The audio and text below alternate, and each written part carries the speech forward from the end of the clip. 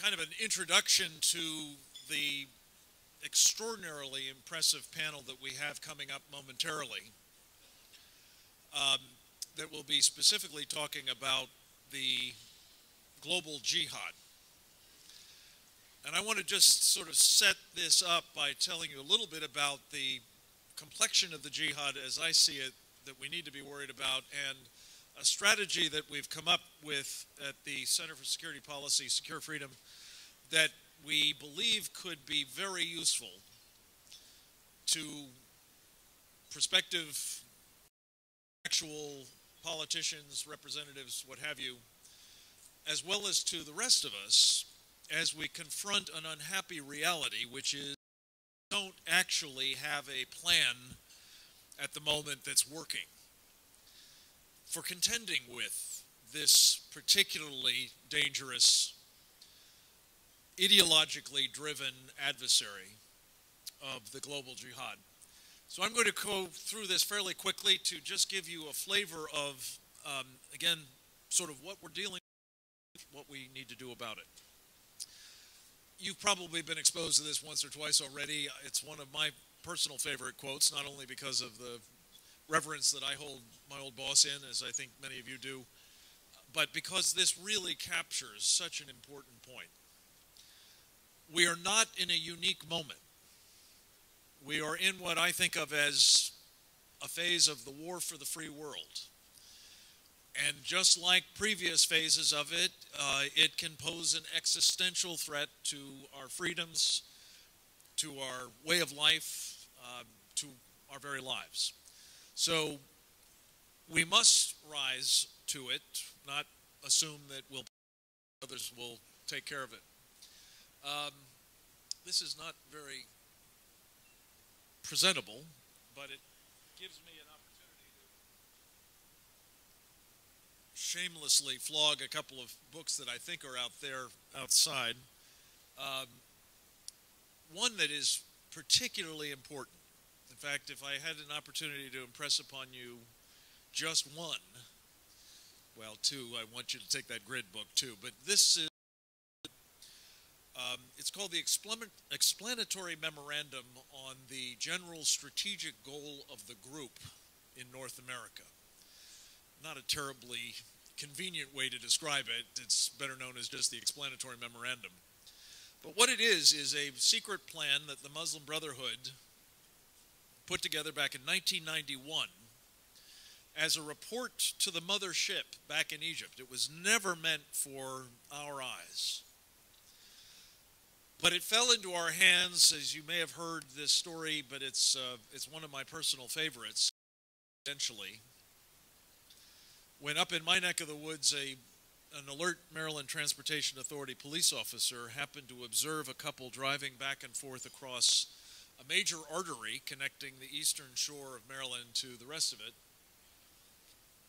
and observed the woman in the car, passenger seat, taking photographs, not all that uncommon given the seascape, but she was taking pictures of the structural supports of the bridge, which the police officer thought was not a good thing, pulled them over, ran the IDs of the two individuals, and discovered that the driver of the car, the husband, was named Ismail El Barassa, and he was wanted on a material witness arrest warrant for fundraising for a designated terrorist group known as Hamas out of Chicago. So one of the guys that you're going to be hearing from shortly, or at least some of his friends, went and executed a search warrant on their home in a suburb of Washington, D.C. And when the FBI conducted the search, top to bottom, they found below the bottom a secret sub-basement in which were some 80 banker boxes worth of documents that made up, it turned out, the archives of the Muslim Brotherhood in America. A providential find, as I say. What this particular document represents, though, is kind of the Rosetta Stone on who these guys are and what they're doing in our country. So I really commend it to you. In the shortness of time, I won't belabor the point any further, except to say that It helps explain why this is not a non-violent group, as the Obama administration would have us believe, and others. Why it is dangerous, especially that it has been working in this country for some 50 years, and most of us are unaware that it's even here, let alone how far it's advanced with its program. And in the back of the book, helpfully, is a list of 29 groups under the header, Our Organizations and Organizations of Our Friends, which is kind of a nice book for who we're up against, and we'll talk a little bit about that. The book here in the middle is something we call Shariah, the Threat to America. It's kind of a Bible on the subject of Shariah, and I'll talk more about that in a moment. And then for those of you who aren't so much into reading, we did kind of a visual version, a course online available for free, commitment of time, 10 hours or so, but it's, I think, really well worth it if you're interested in knowing who the enemy is and what they're doing to us here. What is Shariah? Shariah, of course, is a program. It's got religious components to it, but by some estimates, 90% of it really is about power and how it manifests itself in situations like this. Brutal repression. This guy's getting off light, being flogged, as opposed to having things cut off. For example, noses and ears and genital areas. Strictly anti-constitutional, and anybody who tells you otherwise either doesn't know what they're talking about or they're lying. And unfortunately, one of the things about Shariah is it condones lying. In fact, it actually makes it obligatory. It will advance the purposes of. But this, of course, is the particularly problematic piece of it, is they want to impose, they believe it is God's will that they must impose this program on all of us. So this sort of supremacism and totalitarianism is an exceedingly dangerous problem. Now, we have the Obama administration telling us this sort of stuff. You've heard it, I'm sure. And unfortunately, this is just not true. So I won't belabor this nonsense, except to say it is nonsense. And this sort of captured the idea that maybe there's a bit of willful blindness going on. So one of the things that we've been trying to do is a sort of to help, well, counter and clarify the facts. It is a fact, as my colleagues will talk about more momentarily, that the authorities of the faith, not extremists, not radicals, not people hijacking the faith, the authorities of the faith believe it is Shariah. And that therefore, if you are a true Muslim, you must not only espouse it and live in accordance with it, but you must work through jihad to impose it on others. Having said that, there's no doubt about it, there are many millions of Muslims who don't embrace Shariah. The authorities of Islam call those bad Muslims, or worse, apostates, which is actually a capital offense. Terror, far from being something that is totally unrelated to Islam, is part and parcel of what the perfect Muslim, who, as I'm sure you all know, was the Prophet Muhammad, practiced himself with abandon, in fact, particularly later. Hence, it is not a perversion of Islam. It is part and parcel of this program. Again, not that everybody goes there, but they're supposed to. And as I say in a moment, they're supposed to in one of several ways. If it's not going to be the full-out violent practice themselves, they can still contribute. I'll come back at that in a moment. When the president and others say we are not at war with these jihadists, that is certainly the case as far as they're concerned, and hence we are at risk from them.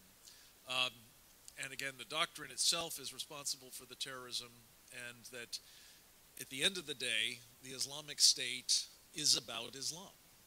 So is the Taliban. So is Boko Haram. So is Al-Shabaab. So is the Al-Nusra Front, and on and on. And the Muslim Brotherhood as well.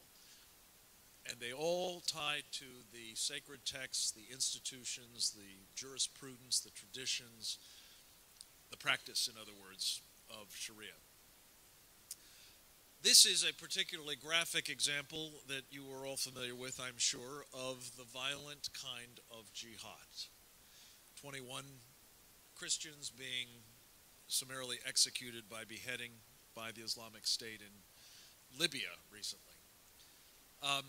This is another form of it. I don't know if you're familiar with this symbol. It's the Arabic letter N, which stands for Nazarene in this case, which is a pejorative term for Christian, which is why it is spray painted on the doors of Christians who are about to be rousted out of their houses in Syria or Iraq and generally meet the fate of those 21 or something approximating it, raping, at the very least having all of their property removed. This is the symbol of the Muslim Brotherhood. This is the symbol of the Department of State. This is a practitioner of the Muslim Brotherhood's campaign for Jihad and Sharia at the State Department last month. He subsequently tweeted that he was really appreciative of the steadfastness of the State Department. In what respect? Steadfastness in the sense of solidarity with his group in distinction to the government of Egypt, which has now declared them a terrorist organization and which would really like our help in contending with a mutual threat. I'm going to just speak to this momentarily. 4 examples of the civilization jihad that the Muslim Brotherhood is practicing in this country. They happen to be very topical at the moment, and some of them may be familiar to you. The little lady here is known as Huma Abedin, also as Mrs. Anthony Weiner. She has been very close to this lady, who seeks to become the President of the United States, as you heard earlier. She has served her in a number of different capacities, going back to her time, Hillary's time as First Lady, most recently as being the Deputy Chief of Staff of the Department of State. Huma Abedin, we've established, is deeply, personally, and through family ties connected to the Muslim Brotherhood. Has been for decades. It raises the question, what kinds of communications were on the Clinton email server, especially at a time when we, among others, with that course, were raising concerns about her ties and the possibility that that might have something to do with what I just showed you a recent example of, the State Department's affinity for and collaboration with the Muslim Brotherhood. This is not a guy who's a household name just yet, but we're going to try to do something about that. A Democratic congressman from Indiana who was appointed by Nancy Pelosi to become a member of the House Intelligence Committee, the oversight committee of the most sensitive intelligence collection, analysis, and operations in our country.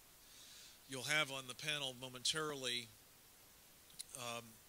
a professional intelligence officer as well as a former Deputy Undersecretary of Defense, and I think they're under no illusion that this is a problem, that he has extensive ties to the Muslim Brotherhood as well. In fact, we've done a dossier which you can find at securefreedom.org if you'd like to check that out. Then there's this. You may recall back on the 18th of February, the President convened something called the Countering Violent Extremism Summit. This is the approved euphemism for the words we must not say. It prompted us to hold a summit a week before, which we called simply the Defeat Jihad Summit, which seemed to us to be rather more direct and clear. Thank you. Well worth looking up. It's archived on our site and would commend it to you. It was a terrific meeting. Some of the people who we'll be hearing from this afternoon were there too. One of the things that the president introduced in that meeting with great fanfare was the successful model that he has applied in countering violent extremism in Boston. And specifically at the White House, he had people representing the mosque with which these 12 individuals were associated. I'm going to come back to this guy in a moment. Abdurrahman al-Amoudi, one of the top Muslim Brotherhood operatives in the United States, founded the Islamic Society of Boston.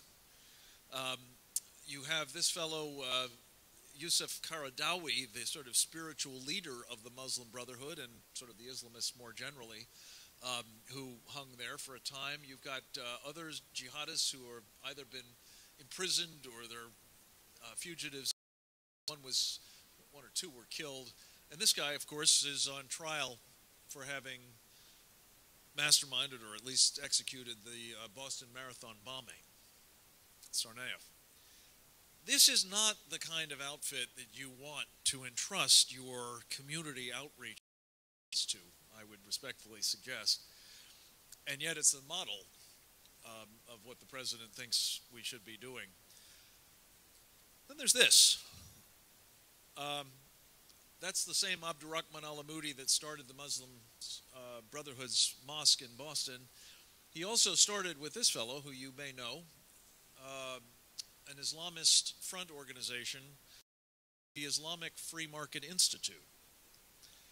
I must tell you, I found this incredible myself until I wound up being co-located with Grover Norquist for 7 years, 7 biblically long years.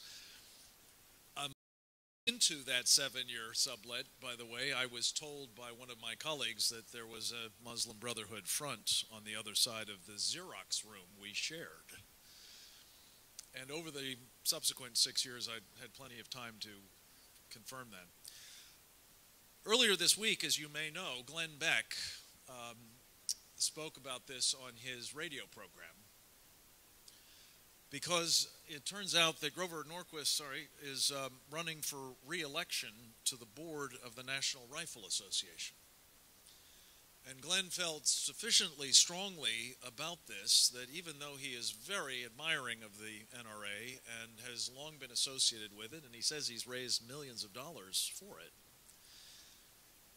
he told his audience that he thought he might not be able to continue that relationship if Grover worked it. This comment apparently engendered hundreds and hundreds and hundreds, as Glenn put it, of calls into the NRA, and has prompted Wayne LaPierre, executive vice president of the organization, to announce that he is going to have a transparent ethics investigation of Grover Norquist. So stay tuned on this one, folks. Yeah, this is very good news and very important, and I trust it will be transparent and fairly done. And if it is, it will be, I think, the end of certainly this influence operation against conservatives. So I just want to close with 3 specific things, and again, my colleagues will talk more about different pieces of them, I'm sure. At that summit that I told you about, the Defeat Jihad Summit, we released this document, which we call the Secure Freedom Strategy. And I'll leave it to them to explore it a little bit further with you, but the shortest of short forms of it is, A, we don't have a plan at the moment. Frankly, we're not even clear who the enemy is. But B, we don't have a plan that has what this one has going for it, which is it's been proven to work. The short, again, form of it is that my old boss, President Reagan, in February of 1983, in January of 1983, signed something called National Decision Directive 75, which laid out a strategy for destroying the Soviet Union and its ideology of communism by bringing all instruments of to bear and with the very explicit purpose of delegitimating its ideology. Remember the old evil empire bit. Sorry, I'm going to come back to that. This basically is the strategy that Reagan used, updated for today's totalitarian ideology, which seeks, like the last one did, our destruction, and which we believe this same basic approach can be quite successful in countering. By going after its ideological legitimacy, by rebuilding our military, as you heard in the first panel, not because we want to use it everywhere, but because we want to deter those we don't have to fight, and we want to be able to destroy those that we do. We also want to use intelligence capabilities. Again, Clare Lopez can speak to that. We want to use information operations, propaganda, if you will, not just be subjected to theirs all the time. And we also want to use economic warfare. We have two additions to what was in the original Reagan plan: cyber warfare, which we talked about earlier, and countering this domestic fifth column problem, which there was some of during the communist era, but not like we've got with the Brotherhood. So just a second initiative, before she left office, sadly, Michelle Bachmann introduced into law, or introduced rather for debate and adoption, something that would have designated the Muslim Brotherhood for what it is, a terrorist organization. She was unable to get that done before she left. We think this is something that does need to be picked up. It's another place where you all could be helpful as you're talking to these presidential candidates or other elected officials. Where are they on this question? Do they think the Muslim Brotherhood is a terrorist organization, like the Egyptians do, like the UAE does, even the Saudis for a time? We need to get this fixed. And then finally, I understand you are working on American laws for American courts, which is another initiative that we are very excited about you being able to do something about right here in South Carolina. The short form of this is that one facet of the civilization jihad is the effort to subvert our civil society institutions, including but not limited to our court system, by doing what they have successfully done elsewhere, which is to say using Shariah to adjudicate matters rather than our Constitution or the laws that flow from it. This may sound unbelievable, given what we've just discussed is the nature of Shariah and what our Constitution requires. Article 6 is the supreme law of the land, is the Constitution of the United States.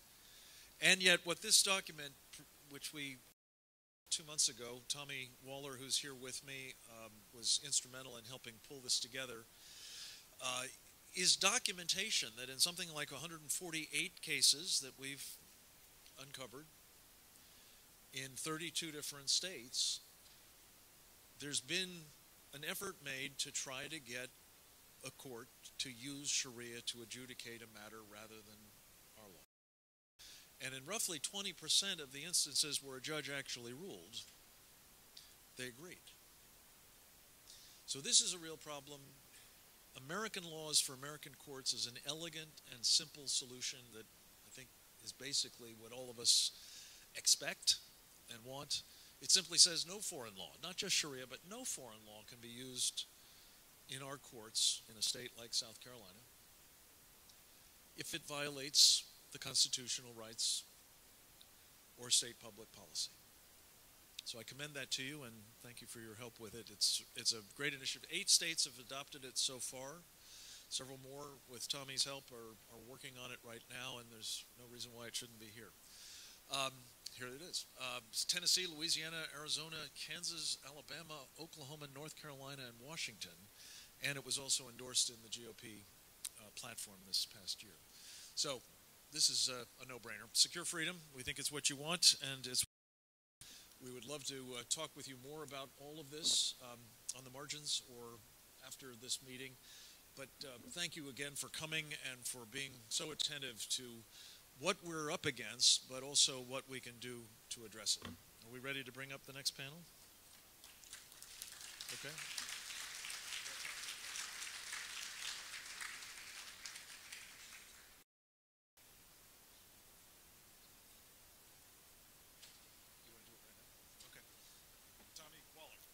Hey, ladies and gentlemen, I'm Tommy Waller. I work for Frank, the Center for Security Policy, and my job is state-level legislation, primarily.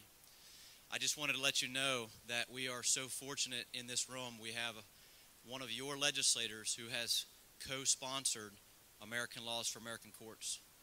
And that bill is going to be moving through your legislature this session. Okay? Representative Alan Clemens.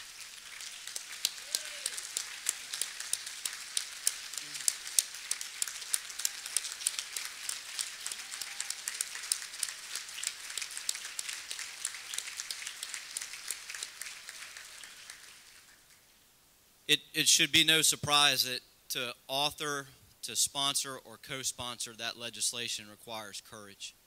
So I want to applaud the courage of Alan. I want to applaud the courage of his peers. And what I'd ask you to do is make sure you support them as much as you can to get it through the legislature. What we'll have in the weeks that come is we'll have a campaign that we will put out the information via email. We have all your email addresses to tell you exactly how you can appropriately support that effort. Without any further ado, we'll introduce the next panel.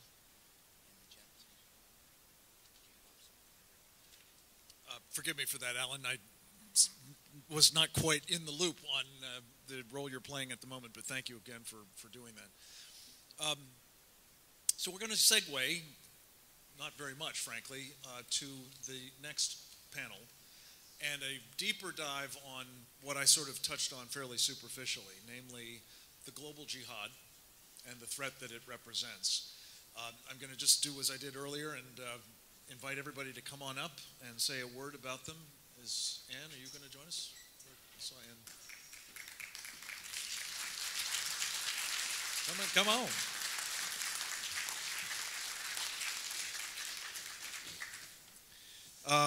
Oh no, I'm on bollocks, Ann. You're up for the next one. Sorry, sit down. I was flying all night last night to get here, so that's my excuse. But forgive me just the same. The team you have is augmented by one of my personal heroes, and I suspect if he's not already yours, he will be after you hear from him. General Jerry Boykin, Lieutenant General Jerry Boykin, United States Army, retired, is one of our most decorated special operators, commanded just about every one of them, was also very, very involved in intelligence matters, both in uniform and in the civilian side of the government, in the Central Intelligence Agency and in the Defense Department.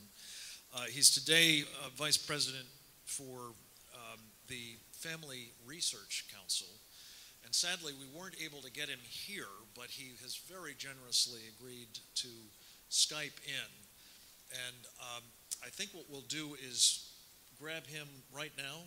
No, we'll grab him in 1 minute, so I will just introduce everybody else while we're organizing that. No.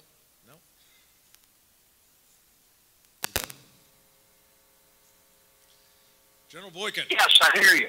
Wonderful. General, we are just giving you a very cursory and totally inadequate introduction, but the floor is yours. We'll start with you, and then I'll introduce the rest of the panel after you've scooted. Thank you so much for finding a few minutes to join us and for the great work you've been doing for all of your career, but most especially what you're doing with us at the moment. Over to you, sir.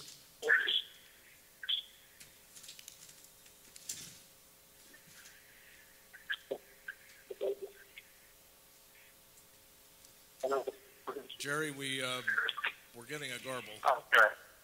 You hear me okay? Yeah, you're coming through now, loud and clear. Go ahead. Hello? Hello? Are you hearing us, Jerry? Okay. You're all good right. to go. Well, I'm sorry I can't be with you all I'm at a conference out in Wisconsin, and you'll probably hear a little background noise, but I'll try to keep it to a minimum here. And thanks, Frank, for inviting me to be with you. And you've got some of my favorite people there with you today, and so I really do wish I could be with you, because I think that what you're doing there is very, very important. And but I would say this: as you've listened to different people talk about the nature of the threats, point out very clearly that this is a global threat. It's not confined to a single region, but it's a global threat. It's a global jihad network. And by the way, it's right here at home in America. The question that I think we all have to ask is, okay, so now that I know, am I going to do something about it? Or just going to feel better that I've been informed? And I think the only right answer to that is that we as Americans, we as people who not only care about the country, but care about the future of our children and grandchildren, we're going to do something about it. We're going to try and take a stand against what's going on in this country. Frankly, neither the Republicans nor the Democrats have stepped forward and taken a real positive stand against this. And I think that it is going to have to be at the grassroots where we really start to try and make a difference in the nation. This is an evil that will us if we allow it to. This whole idea of Shariah is something that the leaders of this country have rejected, that it could ever happen in America. And the only thing that I would say is that's exactly what the Europeans said too. They said it can't happen here.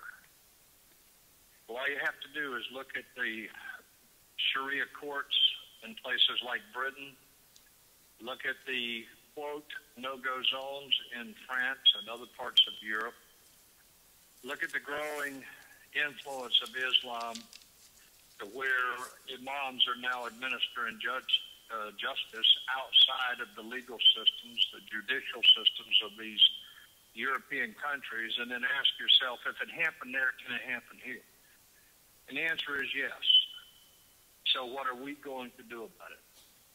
Now, Frank, Gaffney, and the folks that have been talking to you today in this conference have been way out ahead of everybody else in terms of trying to warn people of what we're up against, warn them of the realities of this. And Frank and John Guandolo and the others there, and a lot of beatings for doing just that, for standing for truth, for standing up and trying to tell America what we're up against. They've been alienated. They've been criticized. They've even been threatened with physical harm. But they continue to do so because they realize that this is really about the future of America. That if we don't address the realities of the threat, if we don't stand up and acknowledge who these people are and what they're trying to do in America, we are going to lose this battle for the freedoms that our founding fathers gave us. Now, as I'm sure that your speakers have said, one of the huge problems is that neither the Bush administration nor the Obama administration was actually able to stand up and tell America who the enemy really is. And as Sun Tzu said, if you know your enemy, you need not fear 100 battles. Right now, if you listen to our president and you listen to our administration, you would think that they don't know who the enemy really is. In reality, they do know who it is. They just choose to ignore it. They choose not to talk about who the enemy really is. They choose not to acknowledge that we are up against an interpretation of Islam that has brought about this global jihad network. Now, I won't get into the discussion or the debate about whether it's authoritative or whether there is a moderate Islamic element out there. There are certainly Muslims who reject Shariah and reject Jihad. But until we step forward and start acknowledging who the threat is and what motivates these people to do what they do, these people that are Muslims themselves who reject Jihad and reject Shariah are going to sit on the sidelines. They're not going to get engaged because, as they see it, the Islamists are winning. And it's up to us to change that paradigm and to show them that, no, we are winning because, A, we acknowledge who they are, and B, we're willing to stand and take very positive steps to make sure that they don't take over in America. Now, again, I know that there are a lot of people who say, well, it can't happen in America. Well, don't be so sure of it. And again, I ask you to take a look at Europe, and even the experts say that in just a few years, Europe will be in the Islamic continent, certainly by the middle of the century, but probably much earlier. This is a problem that we cannot ignore. It is not about me. It's not about you. It is about our children and our grandchildren.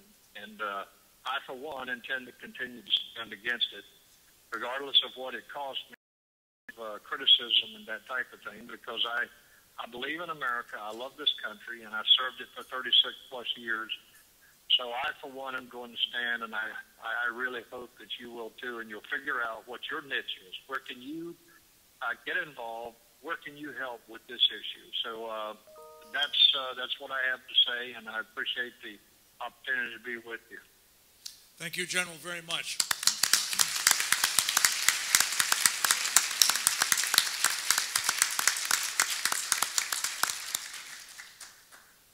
He didn't really say it, though he kind of touched on it at the tail end, but of course, everything that he ascribed to John Guandolo and me and Clare and David applies in spades to him, having really stood courageously against this and taken an awful lot of incomings for it.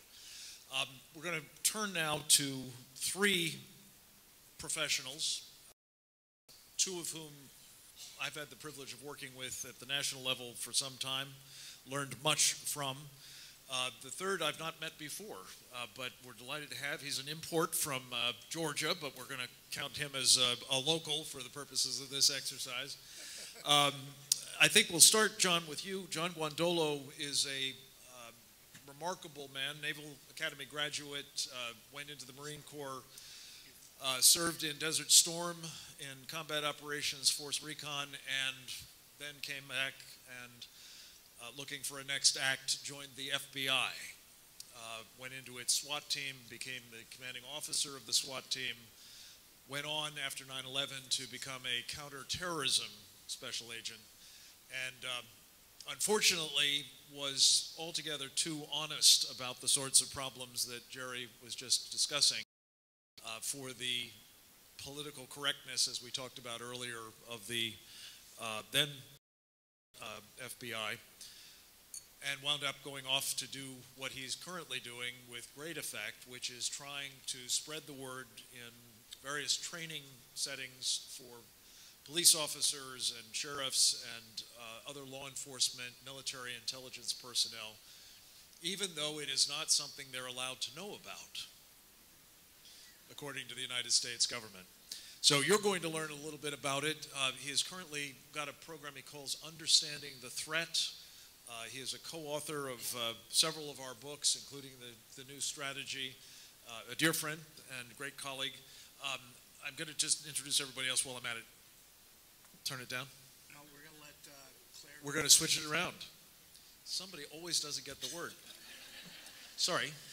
Well, then let me turn to the person who's actually going to speak next, who is my colleague and friend, Clare Lopez. She is a vice president of our organization, Secure Freedom, and works on our research and analysis activities. But she brings a wonderful background to all of this as a career intelligence professional, some 20 years in the Central Intelligence Agency's clandestine services. She has been doing training as well, some of it with John. She's been doing marvelous analyses and writings and appearances and all manner of places that are really helping shape the debate. And it's a delight to have her with us. And I will also at the same time just introduce David Bowes.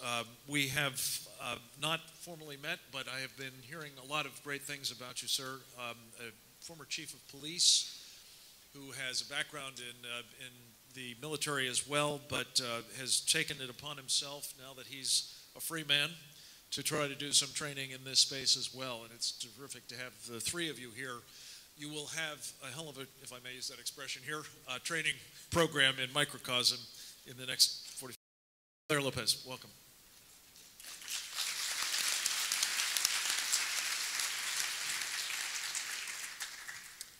Thanks, Frank. Very honored to be sharing this panel with my colleagues David and John here, and thanks to all of you for being here as well today. I'm very glad to be with you. I thought that I would set sort of an overview for our panel and put this in broad terms, what we are facing. I term it Jihad Resurgent and the threat to the homeland, and then the U.S. government response. We ask perhaps, why now? Why is this happening now? Well, I would suggest to you that the resurgence of jihad that we are seeing around the world, globally as well as at home here domestically, is not a historical aberration, but rather it is a return to perhaps the historical norm of centuries past. Most of us, I think here, probably happen to be born in the 20th century, which was an aberration itself in the historical terms of what Islamic Jihad and its history has been. But what happened during that 20th century and now in the first is that I think the lid came off of the pressure that had been keeping the forces of Islamic Jihad and Sharia down. That lid, if you perhaps, consisted of colonial powers, the strength and the vibrancy of Western civilization led by the Western European powers that were the colonial powers. Also the case of several huge wars during the 20th century, the First World War, Second World War, and then of course the Cold War that followed. I think all of these things served to keep jihad down on top of what had preceded that, which was the decay of the Islamic Caliphate, the Ottoman Empire. But those things are over and changed now, and I would say to you the lid has come off in several different ways. One, the vibrancy and the dynamism of the West has receded.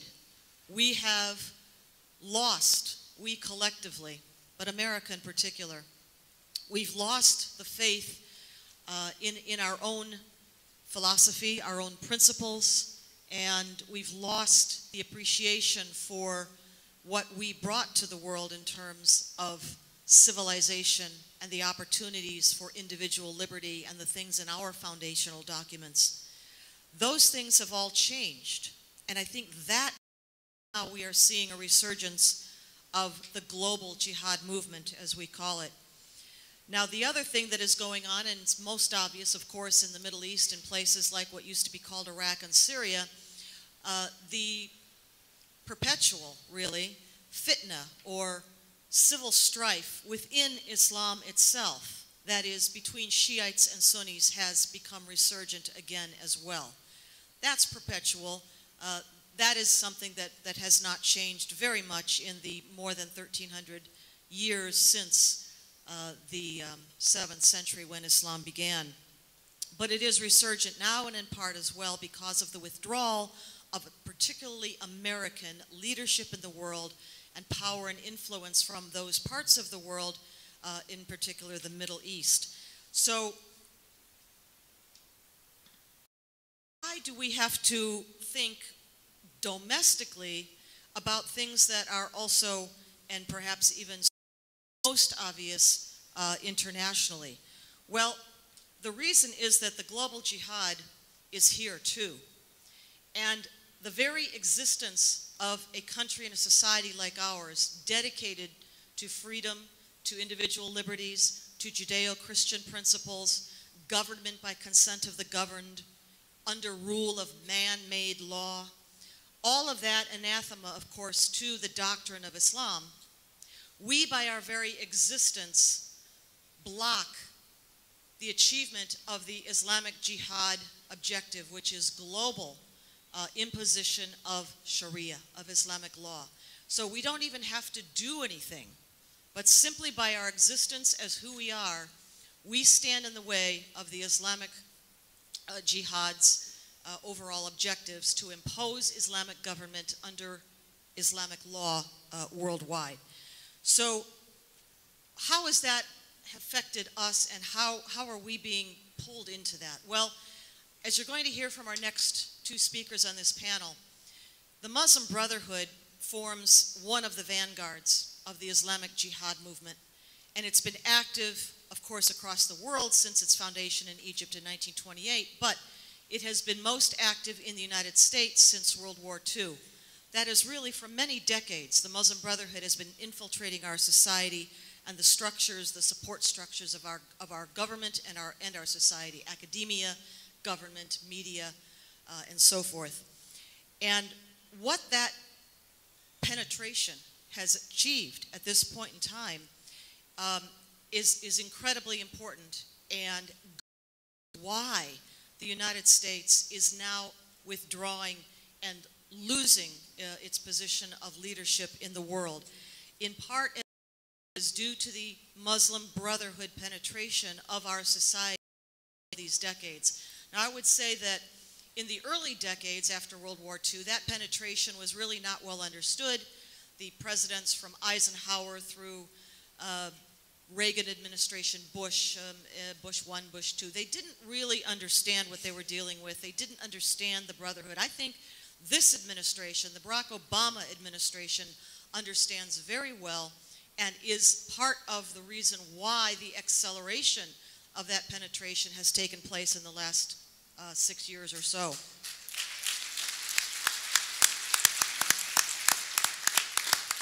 So the purpose of that penetration, as I see it, has been the neutralization of the United States as a leader in the world and as leader of keeping really the world order, the post-World War II order.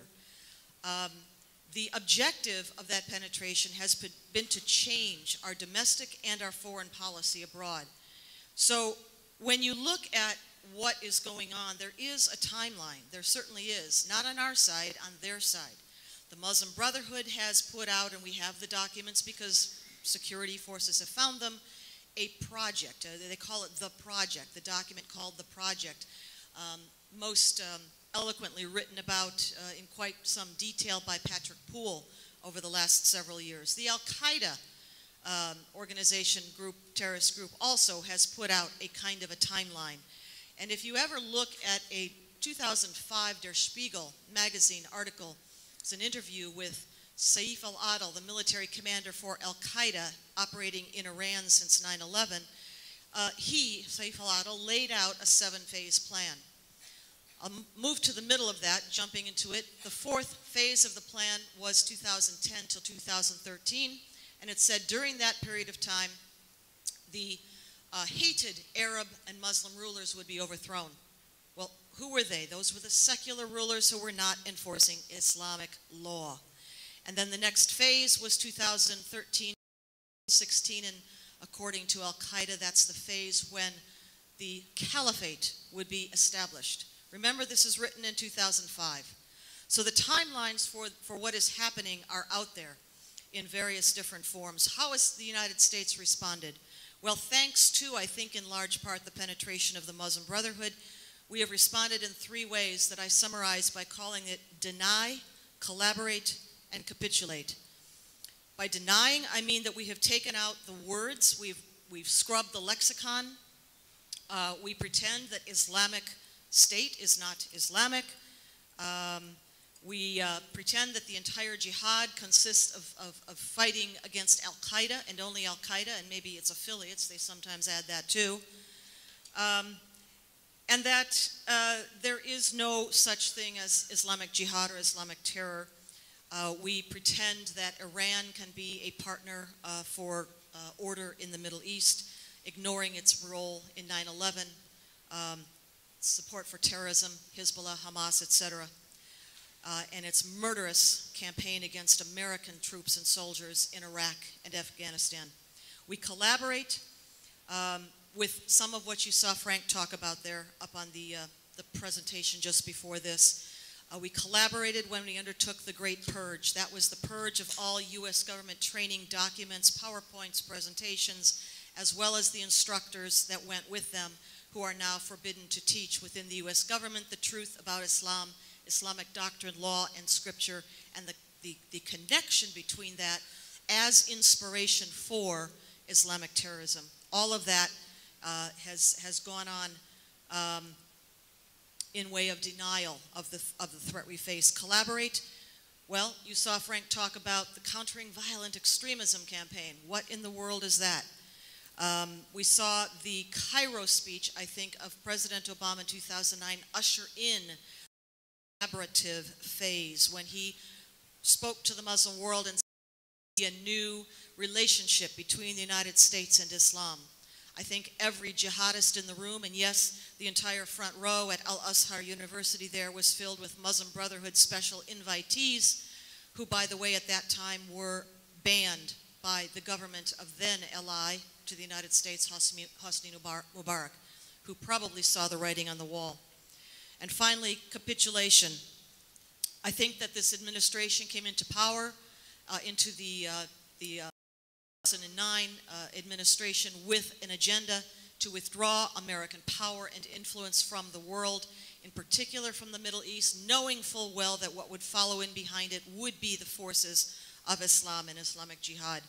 We also, I think, have seen very clearly the agenda of this administration to empower the Iranians to have hegemony, nuclear if they want it, over the Persian Gulf region in the Middle East. We are now working with the Iranians, mind-boggling as that must seem, does to me, as partners for stabilization or regional collaboration in the Middle East. And we are withdrawing, of course, military power from Iraq and from Afghanistan, knowing that behind us we'll fill in the Taliban, will take power in Afghanistan once again, perhaps to become another safe haven for attacks against our homeland. From Iraq, where we full well know that aside from the area that the Kurds, who should be our allies, have now claimed as their own ethnic territory, that the rest of Iraq will fall under the Iranian hegemony. So that is the capitulation part of that. I'm going to leave the rest of the description of that ongoing capitulation and what it means in terms of penetration of our society to my fellow members of the panel, and thank you very much. Thank you, Claire.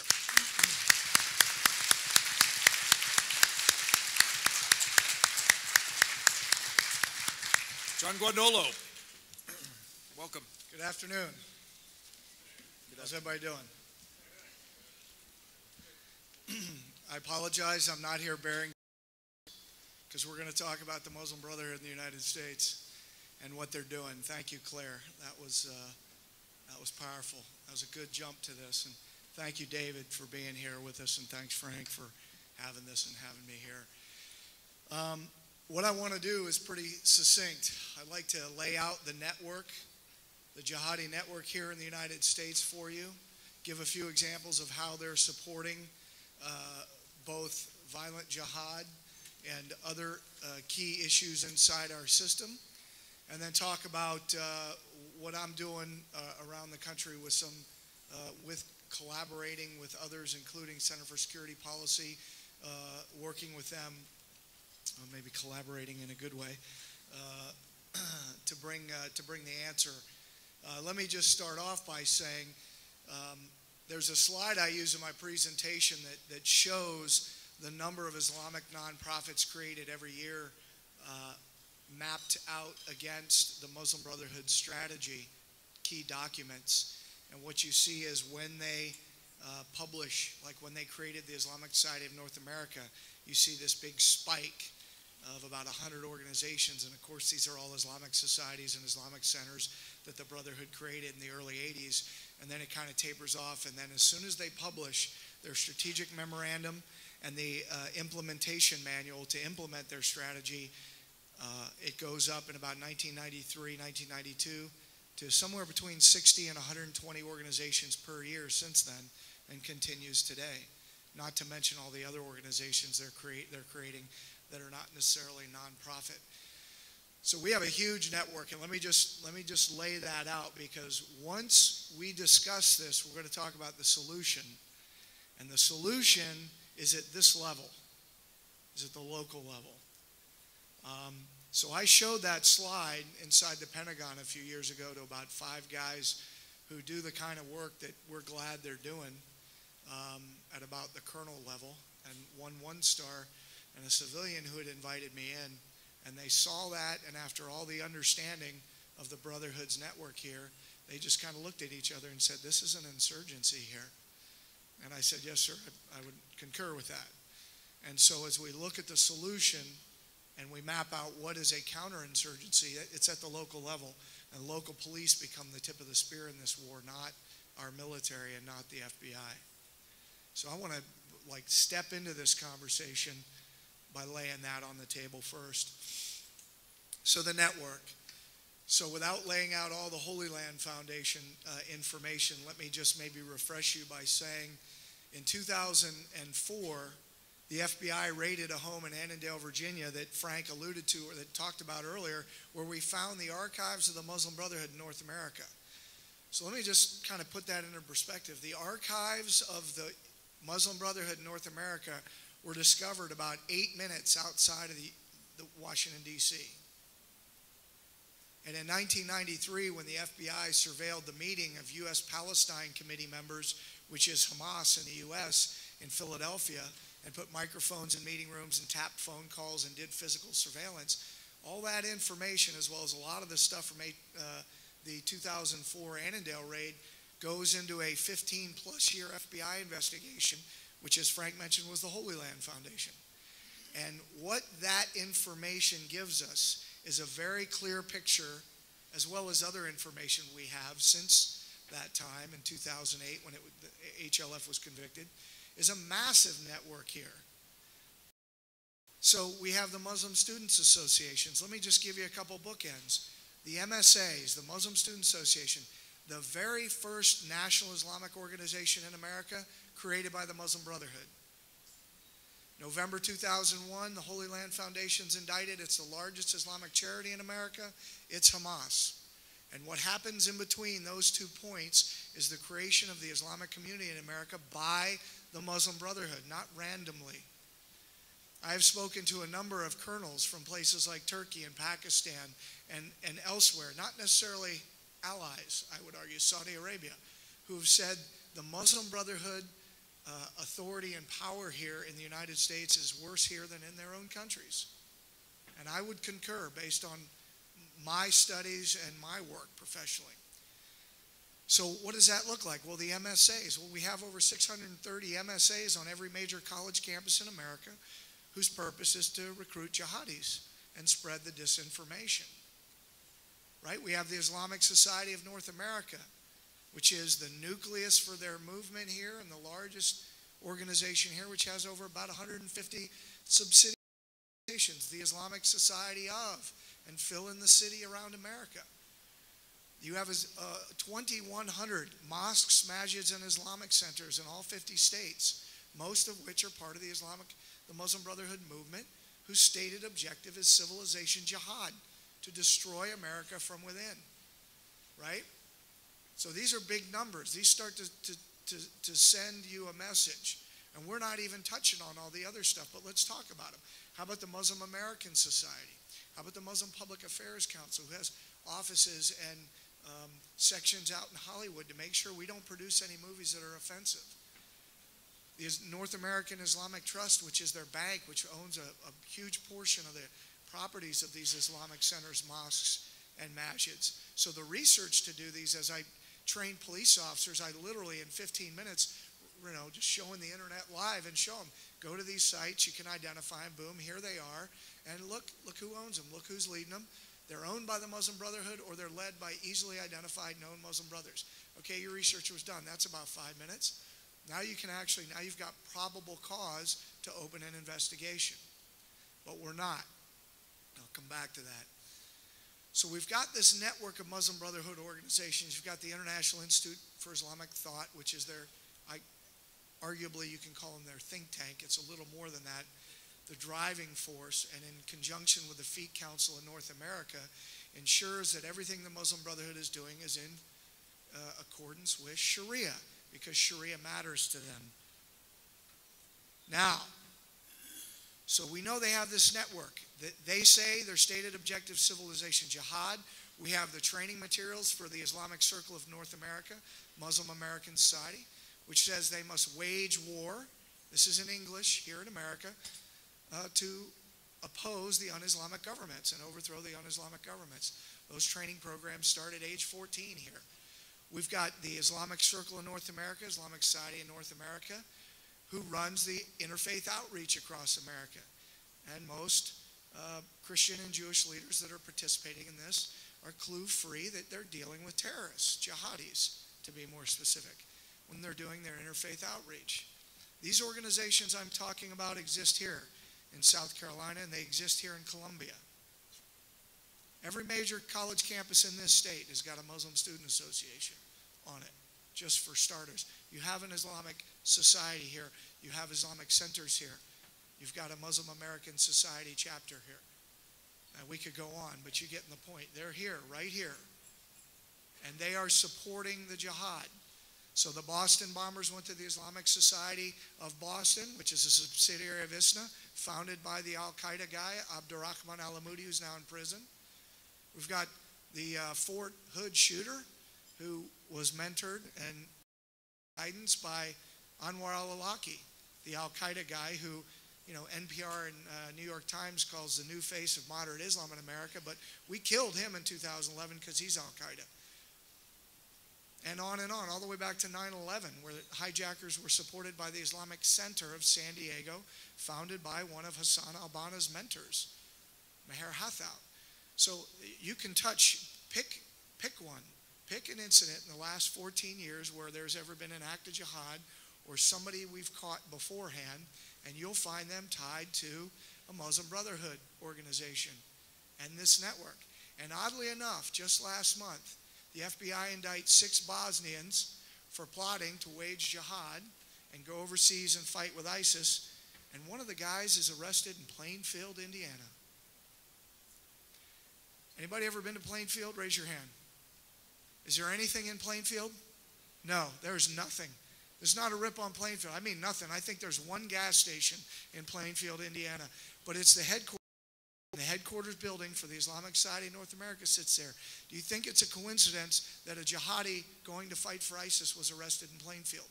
Yet the FBI says, we don't have any idea why he would be in Plainfield, Indiana. Well, I do. I know exactly why I was there. Now, you may say that's presumptuous, but if you can find a rational reason why he was there, other than that, because we know we can tie them. So in wrapping this up, what's the solution to this? As I said in the beginning, this is an insurgency, or it certainly acts like an insurgency. Technically, it's a movement, but we don't need to discuss the fine underpinnings of the difference between a movement and a counterinsurgency or an insurgency. The answer is at the local level. Local citizens who put positive pressure on local elected officials, get your law enforcement educated so they can identify and root out these organizations and these people from the community using all means available, period. That's how this is going to work. Your best 2 targets to educate are sheriffs, because they're the most powerful law enforcement officers in the country, and pastors, because they have access to a large portion of Americans. The problem is we are hearing silence and crickets from our pulpits on Sundays about this issue.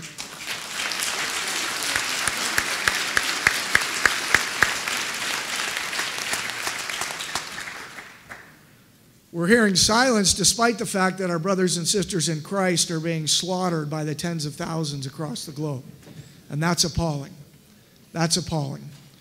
So if we want to talk about doing what's right and just, we need to start at the Sunday morning at the pulpit, in my opinion. So you've got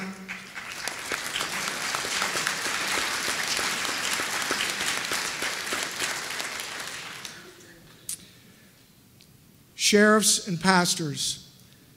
This strategy, and we can talk more about it, has got to be, and I'm working it in several states in conjunction with some folks at CSP and using the other colleagues that we have around the country to really build networks of local elected officials, introducing them to state officials in other states who they might not normally meet, but who are meeting resistance as they start to press forward. Get law enforcement trained, get citizens to understand the threat, and give elected officials some room to move. And here's the last thing I'll say. A lot of you, I've gone around the country, I've been in so many states, and you all are here because you care. But when we get engaged, sometimes we go and we talk to sheriffs or elected officials, and we're so fired up that we want to know, why in the world don't you get this? What's your problem? Instead of saying, hey, can I take you to breakfast? I have some concerns, and I need your help. I encourage you to take that approach, and if they turn out to be not the kind of people that want to engage this, meaning they're not going to uphold their oath, then go at them. Then give them a hard time. Then do what you can do. Get them, get someone else elected in there, whatever you need to do. If you have to shame them into doing the right thing, then do it. But what are we willing to do to defend this republic? That's what we need to talk about. That's what we're here to talk about today. Thank you.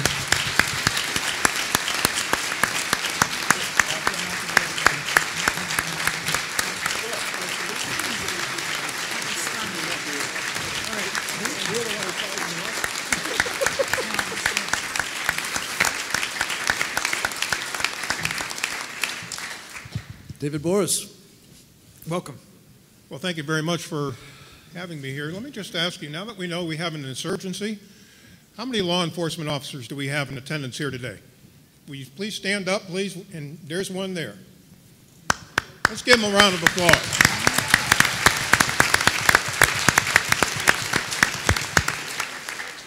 Now, the big question is, how many judges do we have here? How many prosecutors?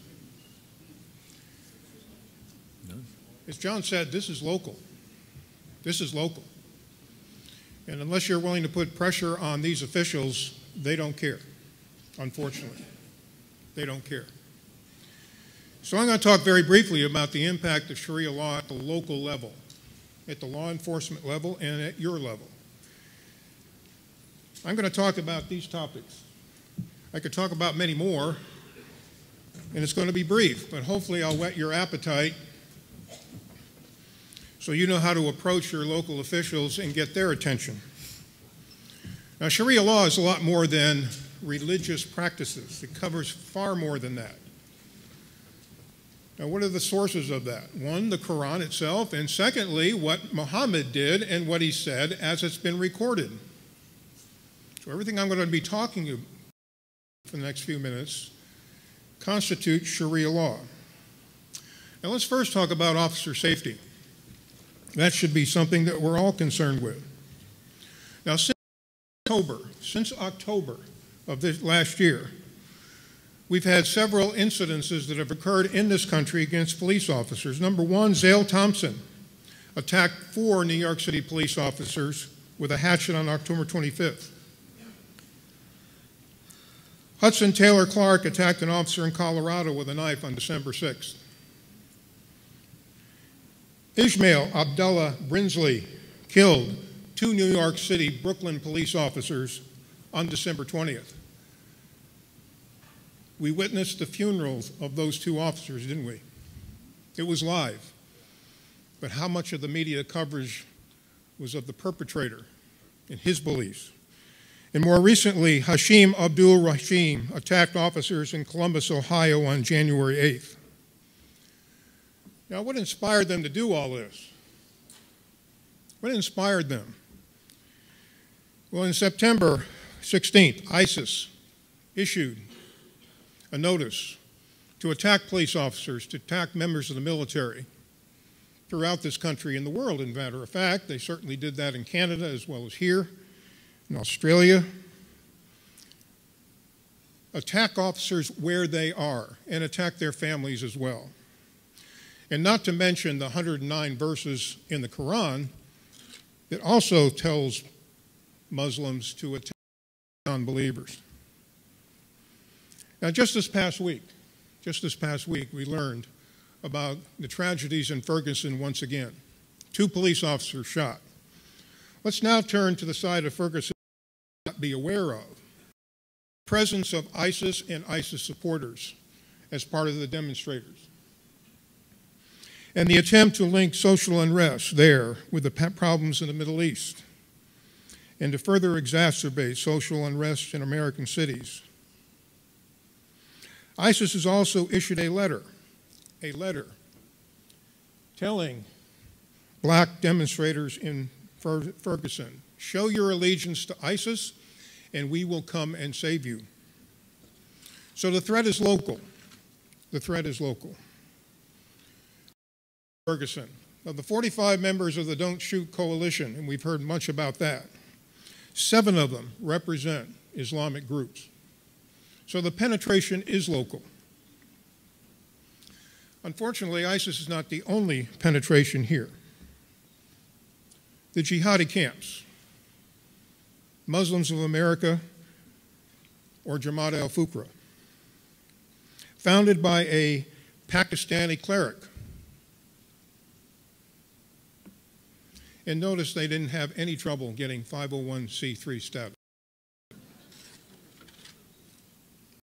The FBI has issued a report about this group, and according to the FBI, this group possesses the capability to commit terrorist acts in the United States and holy war against our government. Why should you be concerned? There are 23 camps located in rural areas throughout the United States. You have one here in South Carolina in York, 2 in Georgia, 1 in Marion, Alabama, and 1 in Dover, Tennessee. Now, who are these people? They're U.S. citizens. They're well armed. They're well trained. They're here in our backyards. They're just waiting to be mobilized. Now, let's talk a little bit about the Muslim Brotherhood itself. John did an excellent job of giving you the one-over-the-world picture here in the United States of the linkage of the various groups. But let's take a look more specifically how the Muslim Brotherhood views mosques here in this country. What do they tell us about mosques in this country? They're far more than houses of worship. In fact, think of them as a local National Guard armory, if you will.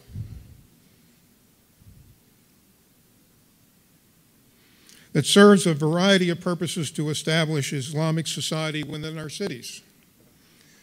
And as John said, there's over 2,100 of them located throughout the United States.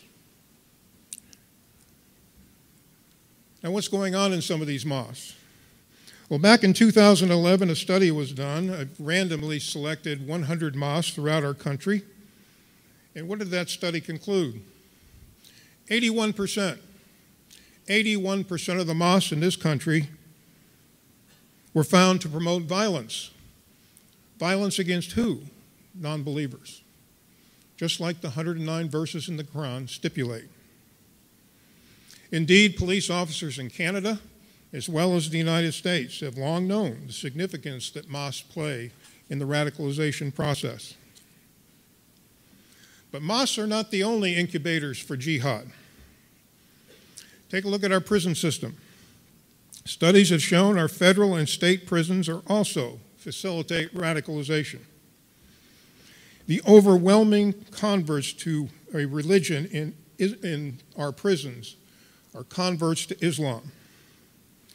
Many members of the camps, the Muslim American camps that I just talked about, are converts to Islam.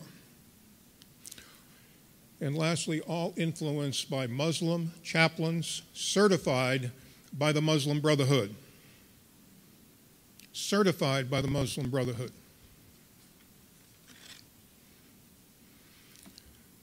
Local law enforcement needs to be aware there are Muslim Brotherhood groups who are targeting them. The Muslim Council, for one, has 2 slick programs out right now to target local law enforcement, to try to influence what it is local law enforcement does. Yes, indeed, it's a Trojan horse. By targeting intelligence gathering activities to prohibit the use of informants, to eliminate terrorism task forces. MPAC also wants police not to be involved in counter-radicalization. and wants police to stay away from Islamic ideology when it comes to trying to figure out what is the motivation behind terrorist attacks. And John also mentioned the Council of American Islamic Relations, an unindicted co-conspirator in the Holy Land Foundation trial. They're also targeting law enforcement. They're against any kind of community outreach programs into the Muslim community. Why? Because they don't want local law enforcement to be involved in intelligence gathering. And at best, CARE demands that no intelligence gathering be conducted when police engage Muslims, and tells their followers, anytime you talk to local police, have an attorney present. So the purge is on. Federal and local, federal law enforcement as well as Federal Department of Defense training has been purged. Your federal law enforcement officers and indeed your Department of Defense military personnel are not getting this training at all. It's been purged out. And the next target now is local law enforcement. So pretty soon, no one who's on the front lines to secure our liberties will have the benefit of this training. Let's talk a little bit about honor killings. Maintaining family honor is a vital part of Islamic culture, and females especially can bring shame to their families by violating established rules. But how about honor killings in America? Why are they committed? All of this conduct is deemed inappropriate, a violation that will bring shame to families. Let me just give you a couple of examples. In Texas, what are these two Muslim girls guilty of? Why would their father kill them? Because they were westernized by their dress and behavior. And again in Arizona, the profile of young Muslim girls who were killed in the average age is 15.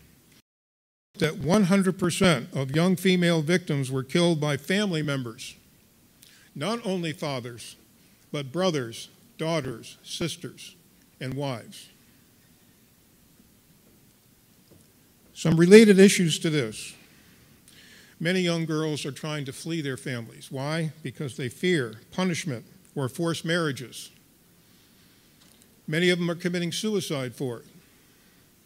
Police officers should be aware that if they ever encounter a Muslim girl who's a runaway, do not return them to their families. You are going to seal their death warrant.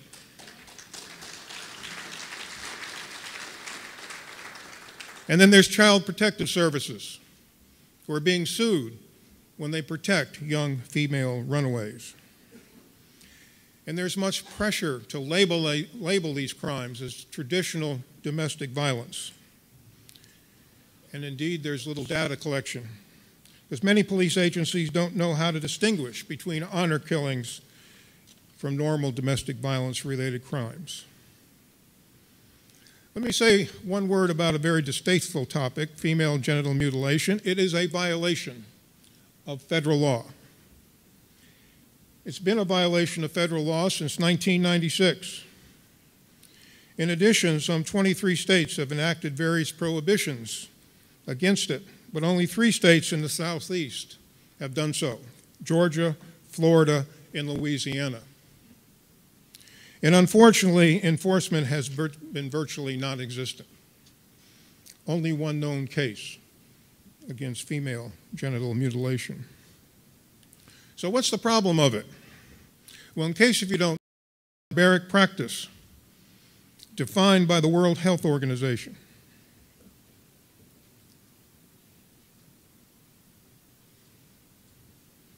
And it is a part of Sharia law, because Sharia law mandates that all men and all women be circumcised.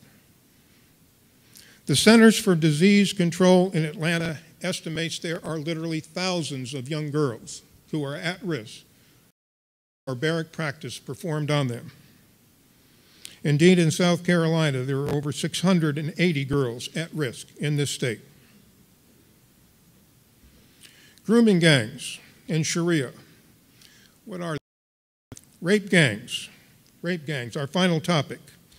Somali youths have been active in this country for over 10 years in 4 states, all motivated by Sharia doctrine that considers non-Muslim women spoils of war to be used as sex. And last year we saw a major indictment. So what about Islam? Is it a religion to be protected? I was asked this question the other night before a public audience. Is it to be considered protected just like any other religion? Well, the short answer is not all of it. There are many aspects of Sharia law that are clearly criminal in nature and are a violation of our laws and must not be considered protected practices.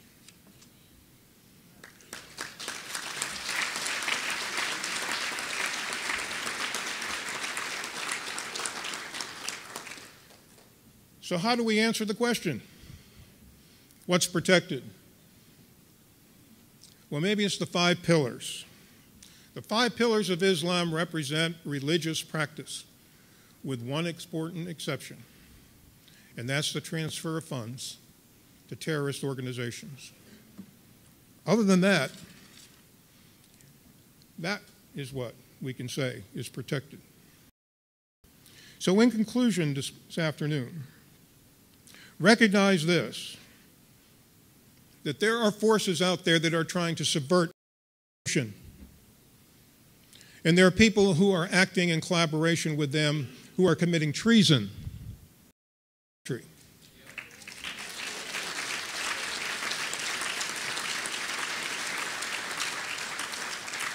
But the Muslim Brotherhood and its affiliates, along with the collusion of many senior ranking administration officials, are attempting to purge all training of our law enforcement.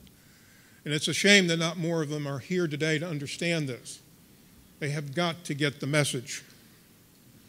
Nevertheless, law enforcement and local officials to reach out to law-abiding and peaceful Muslims.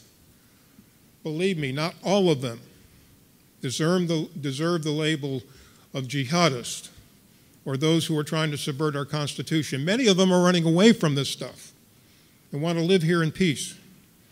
Many of them have provided law enforcement information and will continue to do so if we just reach out to them. And lastly, before it's all purged out, local law enforcement needs to avail itself of the training that's made available, the non-purged variety of training that's made available. I had police officers tell me in my last class, I teach a monthly class down at the police academy in Georgia, that many police chiefs don't think that this is a big problem. Many sheriffs don't think this is a big problem, so they're not sending their officers to it. You're going to have to put some pressure on them to do so. It's indeed been an honor for me today to be here today. Thank you very much.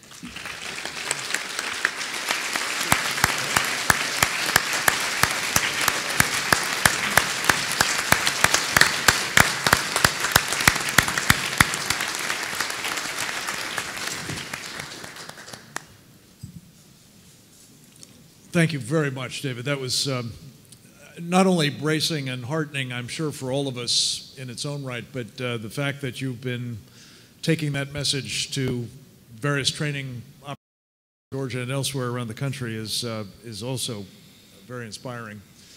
We are running a little bit late. What I would like the indulgence of the guys at the mic to have, and have the indulgence of my colleagues here on the panel, I could ask Van Hipp to come up to address the new terrorism. How do we fight it, and how do we defeat it? The subject of a new book that he's done, and then ask us for the Q&A, and thereby hopefully have an opportunity to maximize time for Q&A as well as, of course, hear from Van. Van, as many of you will doubtless know, was the party chairman of the Republican Party back in the late 1980s here in South Carolina, so he's another of our twofers. He's also got some impressive national credentials. He served as a Deputy Assistant Secretary of the Army, responsible for reserve affairs for the Army during Desert Storm, a mobilization effort of considerable proportions. He also went on to be a Principal Deputy General Counsel for the United States Navy, and brings, as I say, a wealth of expertise and a very good writing skill as well to the topic of his new book, The New Terrorism. Thank you so much for joining us and for your flexibility. Thank you, Frank. It's good to be back home in South Carolina. And Frank, I want to thank you and Secure Freedom and the Center for Security Policy for what you're doing to keep America safe and to sound the alarm. God bless you and your organization. I really enjoyed hearing what General Boykin said in his remarks about knowing finding the threat. And let me tell you, for this president not to call radical Islam and this global jihadist movement what it is would be akin to Franklin Roosevelt, Nazi fascism, but calling it German aggression. I've had the privilege of the last couple of weeks of being on our book tour. We were at Ole Miss last week, this week, all of us South Carolina back home. We were at Clemson University, Wofford College, Bob Jones University, next week Charleston Southern. We've gotten invitations from North Georgia University and University of North Dakota, Delta State. But what has meant so much to me is what I've heard from young people. They get it.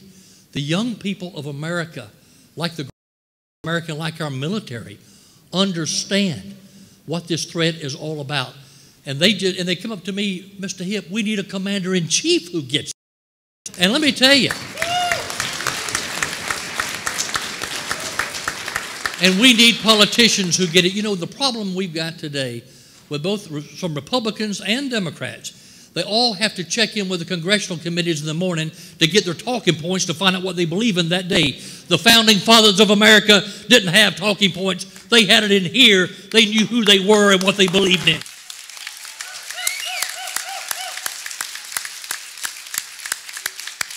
We've got too many up there with wishbones where their backbones ought to be. A few years ago, you know, a good commander-in-chief listens to his ground commanders. And a few years ago, we had about 90% of ISIS's predecessor organizations' capability wiped out. General Lloyd Austin, the ground commander, a native of Georgia, a real soldier's general, the CENTCOM commander, he urged the president to leave behind a small residual force so that it would not reconstitute itself. The president did not listen to General Austin, and today we have a much, much bigger problem on our hands, a cancer that is spreading. The FBI director tells us that he has cases open now in all 50 states of America looking at people with potential connections to ISIS. We should not be surprised about this. His predecessor, Robert Mueller, testified to Congress a few years ago that in 2010, 59,000 people were apprehended illegally trying to come into America from countries other than Mexico, including Somalia and Yemen and Pakistan and Syria. Let me tell you, those folks were not coming here as part of a church outreach mission program. They were coming to do harm to America. And my question is, where are the ones we didn't catch? And where are they today? And what are they doing in America? What I talk about in my book, we explain the history of radical Islam, what it's about, because we do need to understand the threat. But what I do is we break it down and look at the different threats to the country that they can employ. Things we need to do to secure our borders. I look at cybersecurity, the bio, and I actually quote Dr. Pry, I'm so glad you had, on the electromagnetic pulse threat. And I say in my book, even if you don't believe what I say, that there's very real evidence and concern that the North Koreans may already have an electromagnetic pulse nuclear warhead.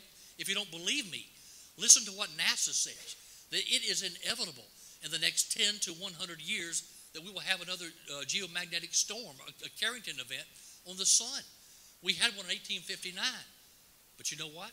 In 1859, the American farmers could grow enough food to feed the American people without electricity. This is a very real threat, and we need to take very real measures to protect our grid and be able to have it up and running in the event of an EMP threat. And I've got to say one thing, with High Frontier and the work they've done over the years, and Ambassador Cooper with missile defense, how about our missing missile defense on the East Coast? We have no land-based missile defense system on the East Coast of the United States. We've got to have that, and in my book I address it, and I also recommend several gap fillers that we can have until we get that land-based missile defense system up and running. And I got to tell you, I would be remiss being in South Carolina if I didn't tell you one story that's in the book that is not in print anywhere else. You won't find it anywhere else. Our late former Governor Jim Edwards, many of you knew, the real leader, one of the early pioneers in the conservative movement in South Carolina, and Ronald Reagan, Secretary of Energy. I went to see him a couple years ago, and of course he passed away this day after this past Christmas. I went to see him a couple years ago because I addressed energy as a national security issue in the book. Make no mistake, America has got to be 100% energy independent and be able to sustain it. Because I don't care if you think you're buying oil from what you think of is a friendly Arab country, you can rest assured a portion of that money and those proceeds are going to finance terrorism. But I went to see Dr. Edwards, and we talked about it, but what I came away with was something that I wasn't even expecting. I saw a picture of Dr. Edward Teller, the famous Nobel laureate in physics, the man who was the Lawrence Livermore National, really sold President Reagan on the idea of a missile defense system for the country. And long story short, Dr. Edwards told me the story, and it's in the book, of how when President Reagan became president, there were those in the Office of Management and Budget who basically said, don't let Dr. Teller anywhere near Ronald Reagan. It's too expensive. We can't afford it. Well, thank God Dr. Teller got with the then Secretary of Energy, Jim Edwards, who after a series of meetings said, you know what? As Secretary of Energy, we keep in a safe the original letter that Albert Einstein wrote to Franklin Roosevelt proposing the Manhattan Project. I'm going to get that, Dr. Teller, and I want you to go and write a letter to Ronald Reagan. I'm going to take Einstein's letter, your letter. We're going around the bureaucrats in OMB, and we're going to Ronald Reagan. And he did. The rest is history. I call the late South Carolinian Jim Edwards the unsung hero of missile defense in America.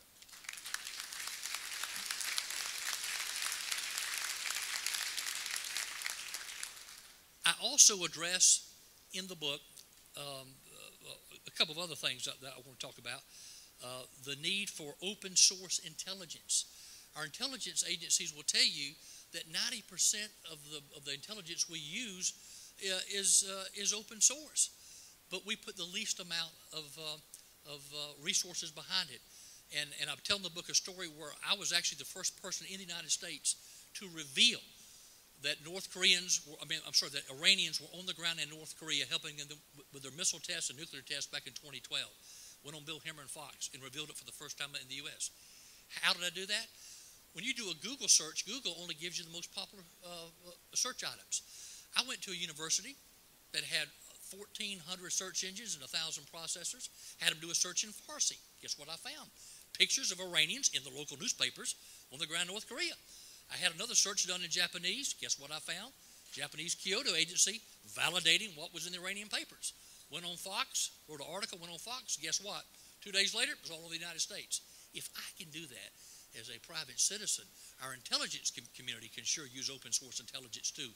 Let's get the stuff that's staring us right in the face. So I believe we need to unleash open source intelligence to prevent the next terrorist attack. A couple more key points. Cybersecurity. I believe that cyber warfare is the one thing that this country is the most unprepared for. It's like death by 1,000 hacks. And our financial institutions are so vulnerable. If you think 2008 was bad, let me tell you something with a near financial collapse of our financial system. You look at a major cyber attack on our financial industry, those too big to fail banks have only gotten bigger. And one thing I do in the book is I distinguish between what the Chinese like to do and the way they hack, which is all about espionage, and trying to steal our intellectual property, and what the radical Islamists do and the Iranians do, and it's about sabotage and taking down our financial systems. Our very best cybersecurity experts at the CIA and NSA will tell you America needs between 20 and 30,000 real cybersecurity experts to thwart the next major cyber attack. We've only got 1,000. I call for the establishment of national security scholarships for our very best and brightest computer science majors in colleges and universities today. We've got to get ahead of this and defeat the next and prevent the next cyber attack on the country. The book, and I know we're running behind time. I'm very happy to be working with the National Guard Education Foundation. 100% of all my proceeds will be going to a scholarship fund for the children of fallen National Guardsmen in the war on terror. And the National Guard Education Foundation has agreed to take $0 in administering the scholarships. And we'll begin taking those scholarship applications in 2016.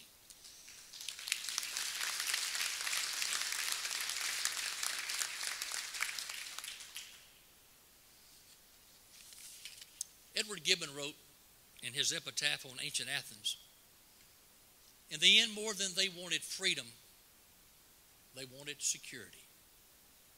They wanted a comfortable life, and they lost it all. Security, comfort, and freedom. When the Athenians finally determined not to give to society, but for society to give to them. When the freedom they wished for most was freedom from responsibility, then Athens ceased to be free. Will history one day say the same for us? After 9/11, I felt like this country came together. And we had a resolve that we would do whatever it took to keep this country safe. Now is the time for America to come together again and do whatever it takes to keep America safe, because make no mistake, this country is the last best hope of freedom for mankind. God bless you, and great to be with you.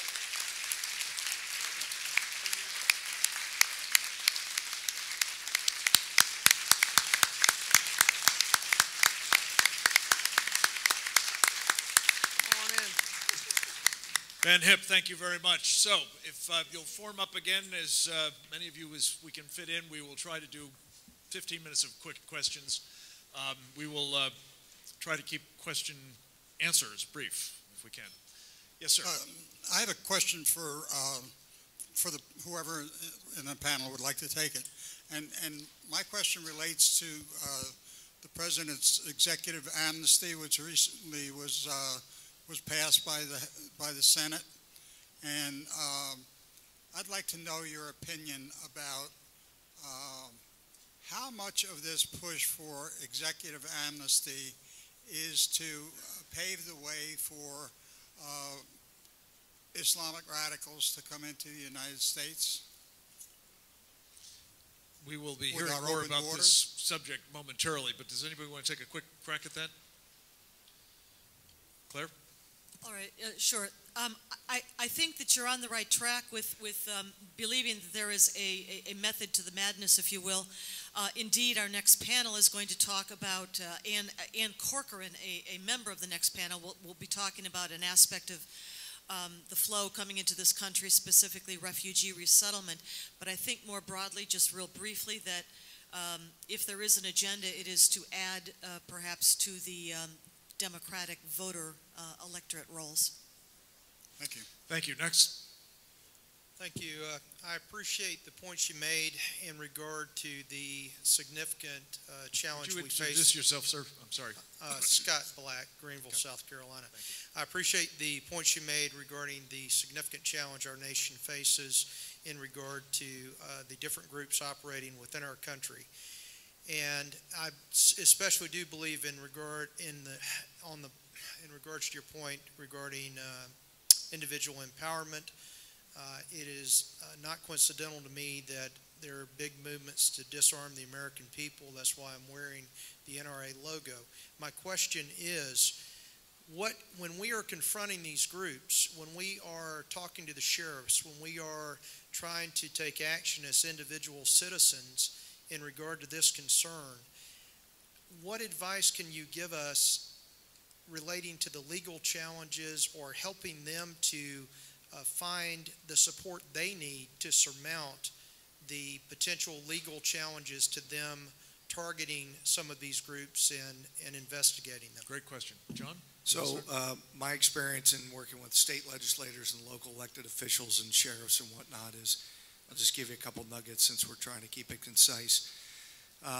There are laws, so when I talk to the police officers, once they identify what's going on, they use whatever laws are available for them to go after guys they know are jihadists. When you're talking about the organizations like the SCNSAS, the Islamic societies, the Islamic centers, you got to take them in whichever ones you've got, like Council on American Islamic Relations is Hamas. Once you get them to understand this, one of the first things you can do is it's like a just say no campaign. When these groups come to them and say, hey, we'd like to come in and brief your church or your police department or your sheriff's office, you say, well, no, thank you. We normally don't let terrorists come in and brief our people. So, how's that? On the legal side, and we did, just when we were in Arizona, we had a couple prosecuting attorneys in the room. And we were running all this by them, and they were just nodding their head like, see, when you can articulate the facts, I mean, in the back of my book is essentially a boilerplate affidavit to do a search warrant of most of these Islamic centers once you identify them as part of the Muslim Brotherhood network. So you can use the law. Most police officers that have worked, especially ones that have worked with the JTTF, they know the FBI is not going to prosecute this stuff right now. Not in this current climate, not with this current Attorney General. So they're looking at state-level violations and things like that. But what they can at a minimum do is their department stop working with any of these organizations. But before they do that, their HR people, their public affairs people, and their legal team need to understand why.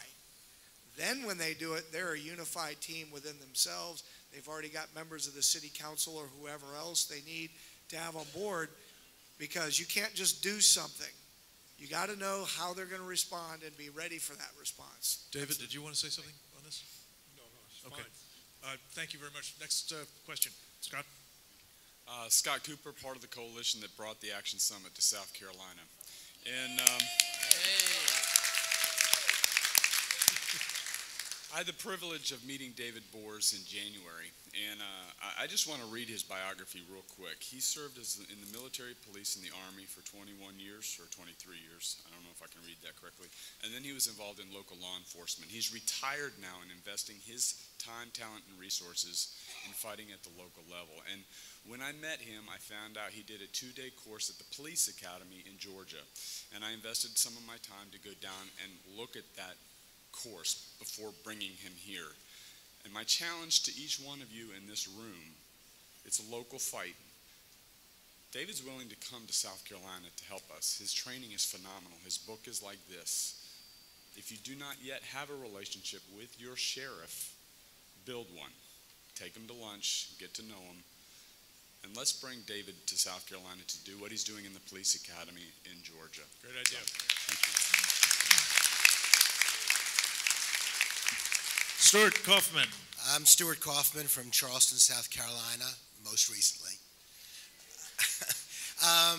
Mr. Bors mentioned Jamaat al-Fukra, the Gilani group, and I was very mindful of the issues that you talked about, the idea about local possibilities to fight some of the groups that are coming up against us. I had a meeting in the FBI office in Charleston, specifically about the group in the Islamville, what they call it, in York.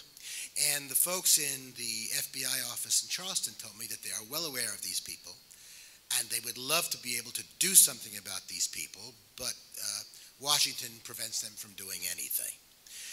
Consequently, if you look into the modus operandus of Gilani, they locate in very small localities. Maybe there's a sheriff and 2 deputies. Maybe there's a police force. Maybe there isn't a police force. But there's no way that those local authorities can deal with such a malevolent force. The question is, since the feds won't do anything, and since the locals can't do anything, is the state the only answer? And if so, how can that be accomplished? Great question.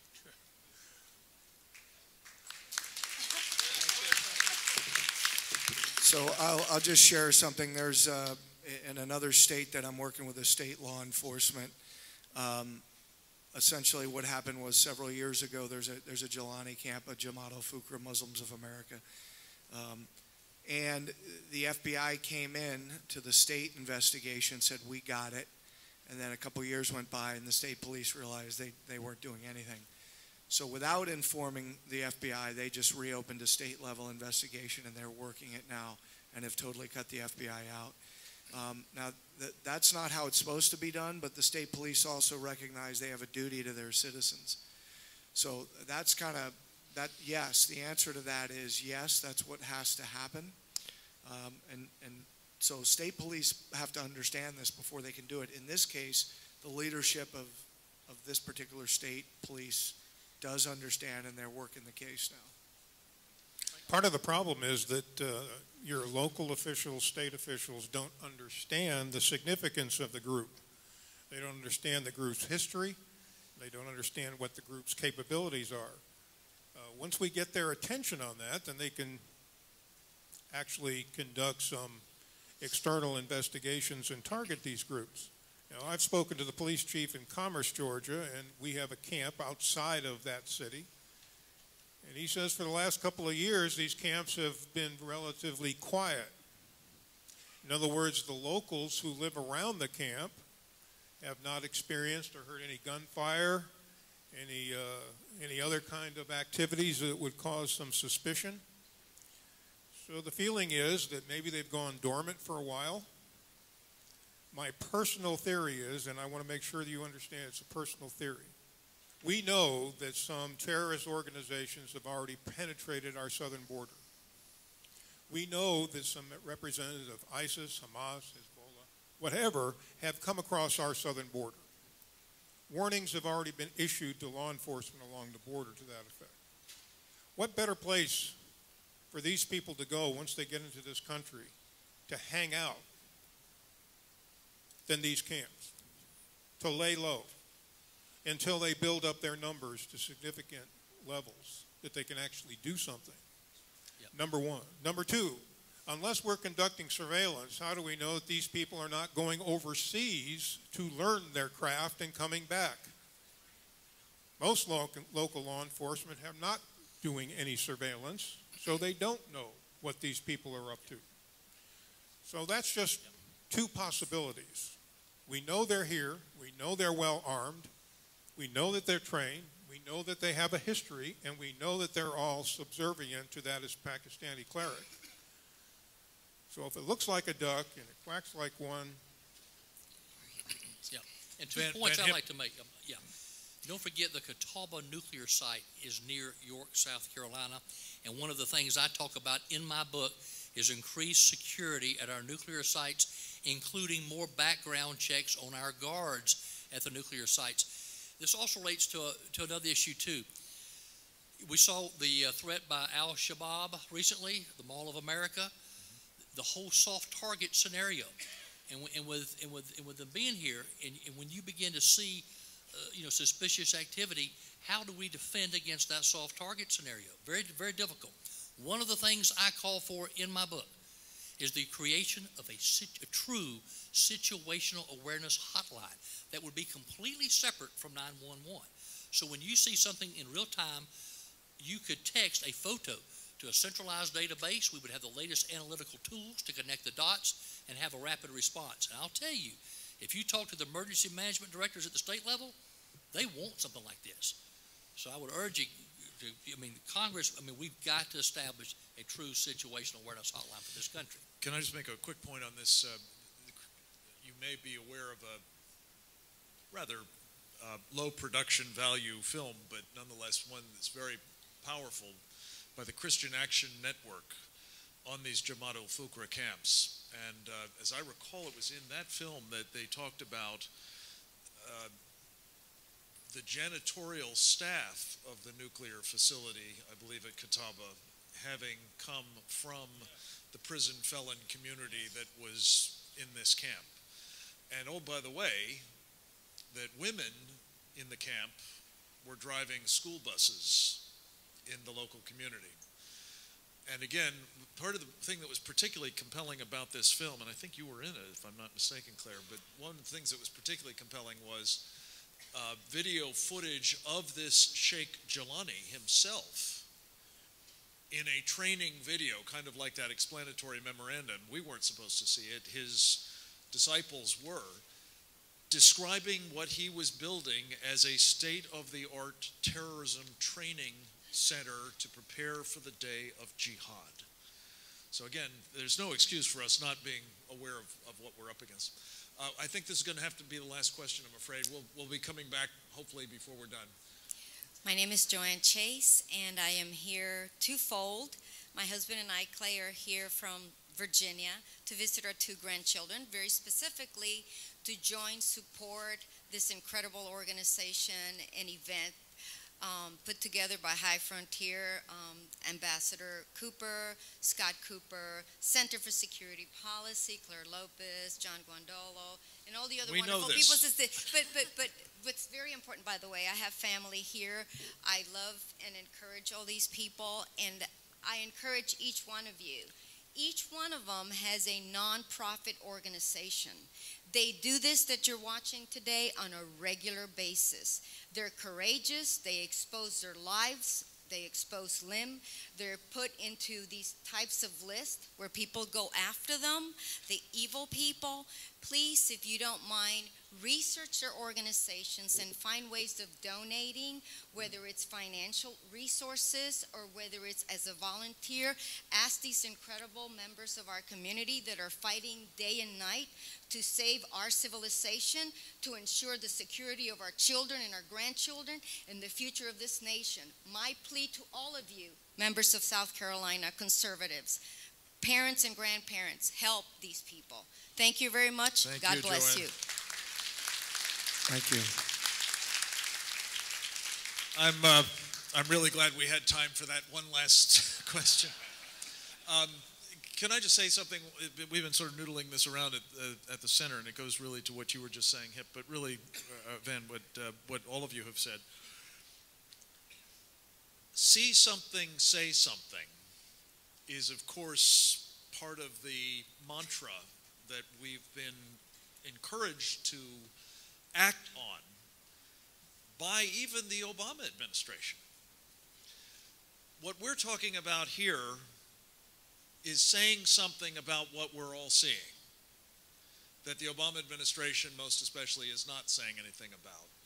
And I hope that what you're taking away again in this panel as in the others is some action items as to what you can do by saying something to elected officials, by saying something to presidential candidates, by saying something to your sheriffs or to your other local leadership, your talk radio show hosts, your editorial board members. Say something. Make them say something. It's an important, it may seem small, but it is an important step to changing what we're all allowed to say, which in turn makes possible doing something about it. Join me in thanking this wonderful panel. Thank you very much, guys.